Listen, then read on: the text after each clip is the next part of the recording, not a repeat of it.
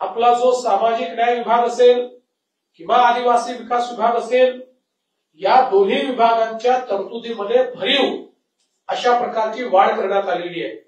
जवळपास 43% आणि 40% अशी वाढ या ठिकाणी केलेली आहे.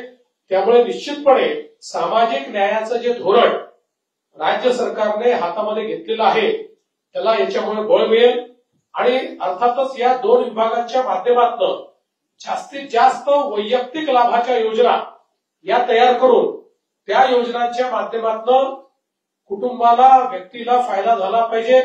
शिक्षण, आरोग्य, रोजगार या प्रत्येक बाबीवर त्याचा फायदा झाला पाहिजे अशा प्रकारचा प्रयत्न या माध्यमातून करण्यात आलेला आहे. खरं म्हणजे अनेक गोष्टी या ठिकाणी सांगता येतील, पण मी असं म्हणेल की एक अत्यंत संतुलित अशा प्रकारचा अर्थसंकल्प हा अजितदादांनी सादर केलेला आहे.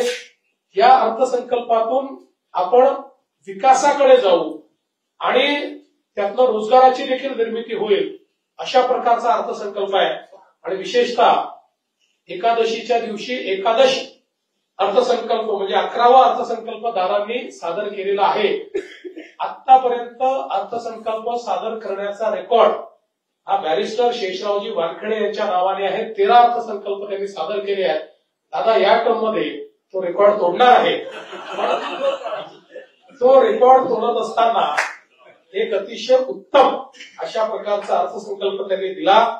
त्याबद्दल त्यांचे मी मनापासून आभार मानतो, त्यांचं अभिनंदन करतो.